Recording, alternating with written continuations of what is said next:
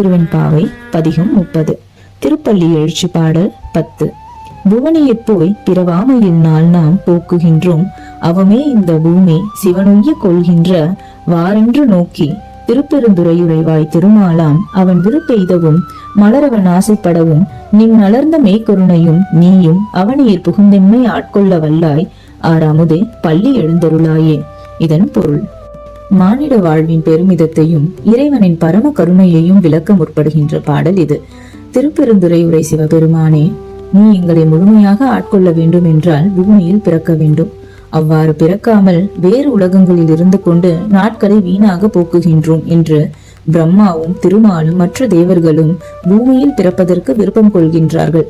வான் கருணையோடு பூமிக்கு இறங்கி வந்து எங்களை முழுமையாக ஆட்கொள்கின்ற ஆறாமுதே, இறைவா நீ விரைவாக எழுந்திருக்க வேண்டும் என்ற கோரிக்கையை செப்பும் பாடல் இது.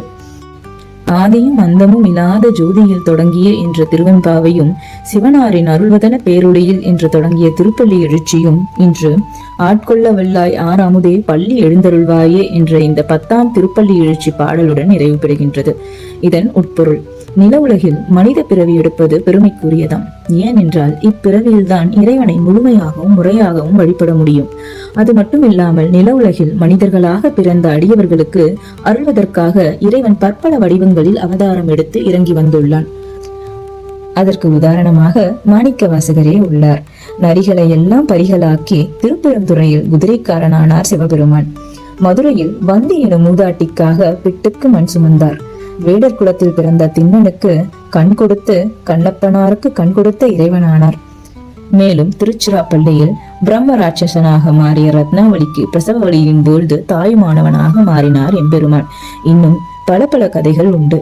இப்படிப்பட்ட அந்த பெருமை மிக்க பெருங்கடலிடம் நாம் என்ன கேட்டாலும் அது நல்லதொரு எண்ணமாக தர்ம பாதையில் வாழ்ந்து பணிந்து கேட்டோம் என்றால் நமக்காகவும் அந்த எம்பெருமான் உண்மையாளோடு வந்து பொறுப்பான அம்மையும் அப்பனுமாக நம் உள்ளம் எனும் வீட்டுக்குள் புகுந்து நமக்கு வேண்டியதை தந்து முக்தியும் அளித்து நம்மை முழுமையாக ஆட்கொள்வார். ஆக இம்மாதம் முழுவதும் நாம் தோழியையோ இறைவனையோ எழுப்பவில்லை. நம்மை நாமே மாயை எனும் உறக்கத்திலிருந்து தட்டி எழுப்பி மேன்மை பாதைக்கு நோக்கி நகர முயற்சித்தோம். இந்த மார்கழி மாதம் முழுவதும் உயரிய திருவெண்பாவை மற்றும் திருப்பள்ளி எழுச்சியை தவறாமல் படித்து அனைவருடன் பகிர்ந்தமை இறைவன் எனக்கு கொடுத்த வரமாக கருதுகின்றேன். என்னோடு பயணித்த அனைவருக்கும் பற்பல நன்றிகள். அந்த எம்பெருமானின் அருள் நம் அனைவருக்கும் கிடைத்து இந்த பிரபஞ்சமெல்லாம் செழிப்போடு வாழ அவனை வேண்டி வணங்குவோம். தென்னாடுடைய சிவனையே போற்றி, என்ன அட்டவர்க்கும் இறைவா போற்றி போற்றி.